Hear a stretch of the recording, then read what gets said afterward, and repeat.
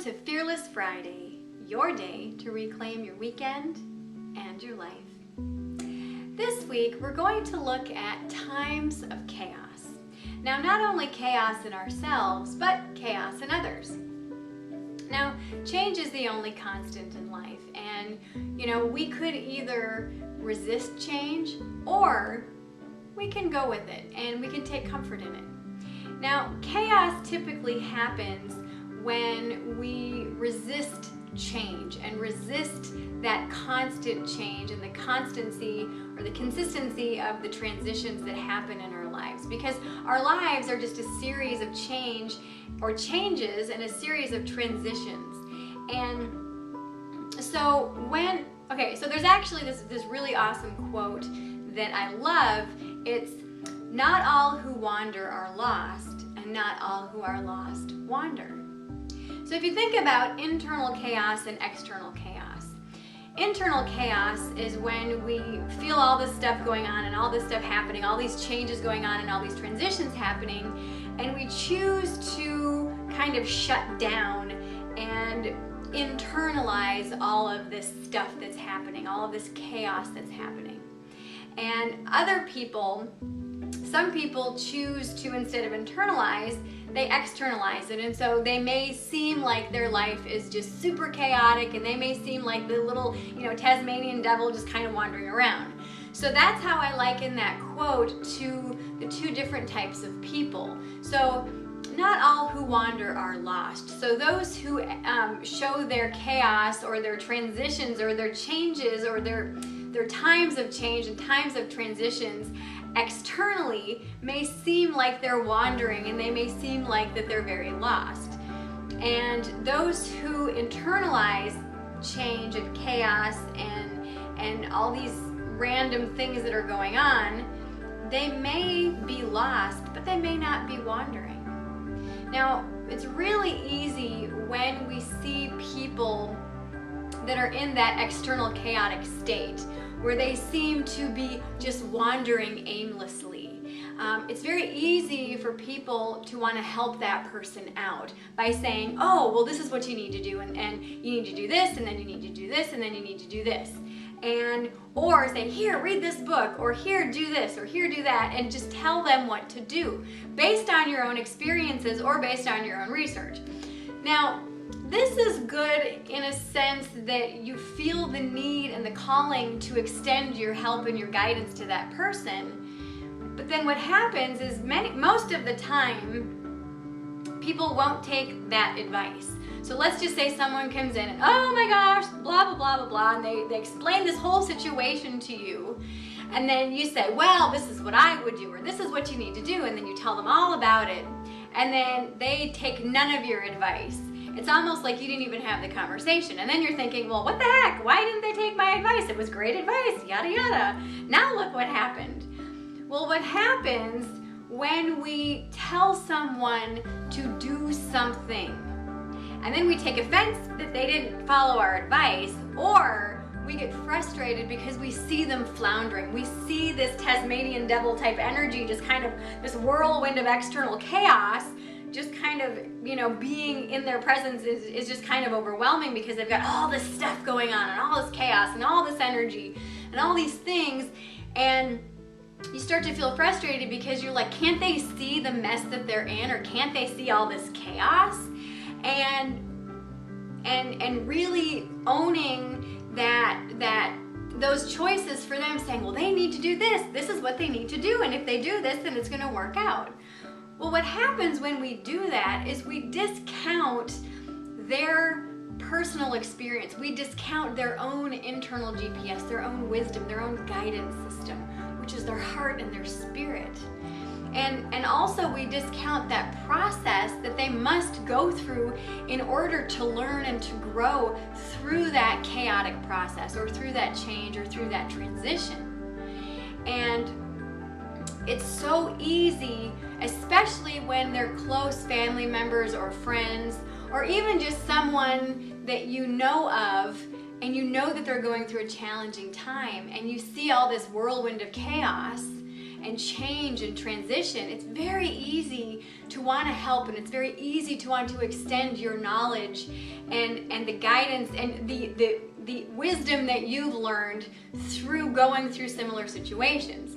But the best thing that we can do during that time, and you know, not only for others but for ourselves in a time of chaos, is to just hold sacred space for that person and know that this is their time to grow. It's their time to experience that chaos and that transition. And many times, as I mentioned before, chaos happens when we resist change, when we allow ourselves to say, oh my gosh, this is what's coming, and we resist it and we pull against it or push against it and say, no, I don't want this to happen. And then we start to also, in you know, my opinion, chaos also happens when we feel something with our heart, but allow all these external factors to come in and discredit and discount what our heart is trying to tell us to do, and you know, trying to guide us to move more smoothly and more fluidly through the chaos or through that change or that transition. So this week's challenge is to sit amongst the chaos. Okay, so I actually have two challenges. One is for if you're going through chaos right now, and the second challenge is to if you see others going through chaos. So challenge number one, if you're going through chaos, sit amongst your chaos and feel it out. Feel the chaotic energy. Feel all this hullabaloo that's just kind of swirling around you, and feel the emotions, feel the changes, feel the shifts. I have a whole video about the internal guidance system, the emotional guidance scale. So I would highly recommend that you watch that. I'll actually put the link below. But feel out the chaos. Really feel it. Feel out your truth. And what happens when you do that is you're going to start to see all the different facets of the chaos that you're going through. As I mentioned, chaos is resistance to change because you feel like, well, I'm not in control. Well, you are in control of how you feel and how you respond with those feelings and in that situation in regards to your feelings. So allow yourself to really feel out your truth and see all the different facets of your situations. Now, many times what's going to happen is you're going to start to begin to see very clearly all the facets of your situation. And then you're going to start to see what you're resisting and what you're not resisting in that situation. And when you allow yourself to see what you're resisting, then you can sit with that aspect, just that aspect, and then you're going to start to see that this whole situation isn't chaotic. It's just this one facet, or these two little facets. So allow yourself to sit with those little facets that you feel that resistance and that dissonance and that discord, and say, why am I choosing to feel this chaos? What am I resisting in this aspect or facet of this situation? And feel it out. Allow yourself to feel it out and know that you have so much wisdom inside. You have so much power within you. And you have the power to choose. And know that any choice you make in this situation is the perfect choice. Because then and only then will you see what the result of your choice will be. And then you can make another informed decision on, okay, well, I made this choice and I didn't really like it so much, so I'm going to make a different choice now. But many times we feel that resistance and that chaos is because we have these choices and we're just, I don't know which one to make. We've got this feeling that our heart wants us to do, and then all this ego stuff and all these other people interjecting. Allow yourself to just brush all that aside and just feel out your decision and feel out your choice. And know that any choice you make is the perfect choice. But first and foremost, it's really advisable to just sit and be in the chaos.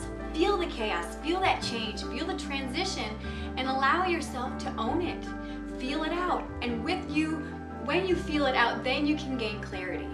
Then you can gain aha moments and, oh, okay, well, I totally missed that. Wow, you know. And then instead of saying, well, this whole situation is chaotic, well, no, it's just this one little facet. One little facet. And then if you're guided, ask for help from someone. Or just ask someone, just support me. support me during this change and during this transitional time. And it may seem chaotic for you or for me, but just know that this is just my own thing. I need to go through it. So that brings me to challenge number 2, is if you see someone in chaos or in transition or in a state of kind of that, Tasmanian devil energy where it feels like it's just like, holy cow, this person's energy is crazy and they're going through some major transitional stuff and it's just chaotic and I just need to tell them how it is. Because I don't want them to be in this state. Maybe it stresses you out when you see someone in that state. Maybe it's a close friend, a family member, just an acquaintance, whatever. So this is your challenge. If you see someone in a state of chaos, okay, now we don't know because not all who wander are lost and not all who are lost wander, okay?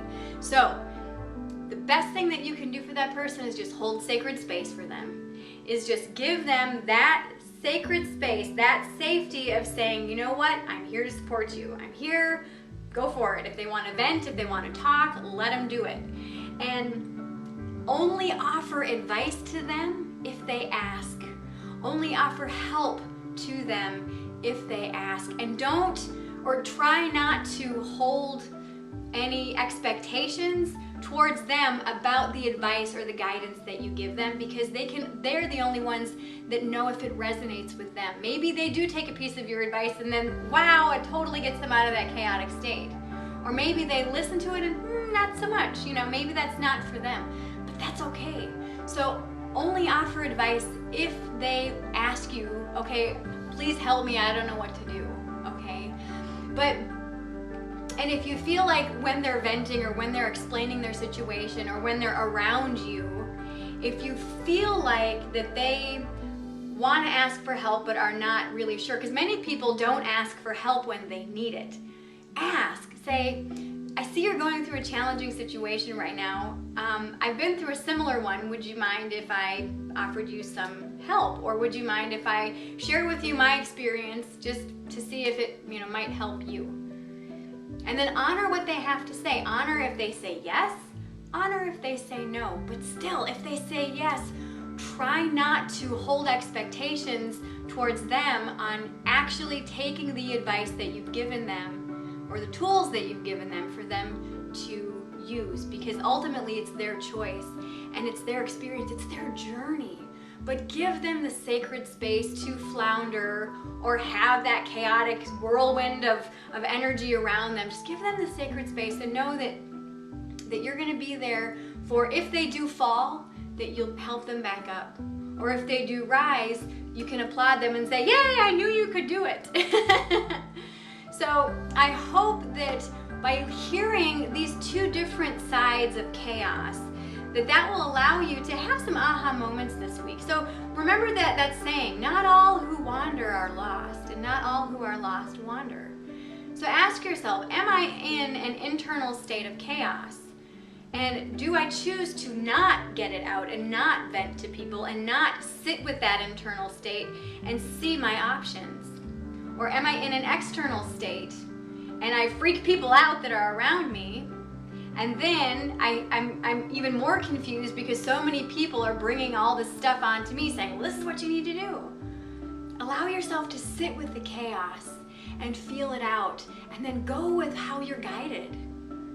And also hold sacred space for yourself while you're in change and transition. And also, if you see people in change and transition and chaos, offer them sacred space and that sacred sanctuary to say, I'm here for you and I'm here to support you.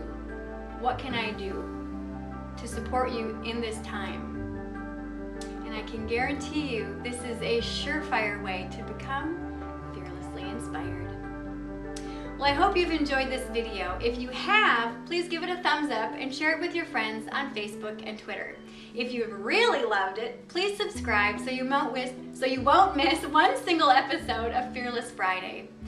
If you haven't already downloaded your free Fearlessly Inspired e-kit, head on over to my website. I've got the link below and you can download it for free. Until next week, I'm wishing you a fearlessly inspired day. Mwah! Bye-bye.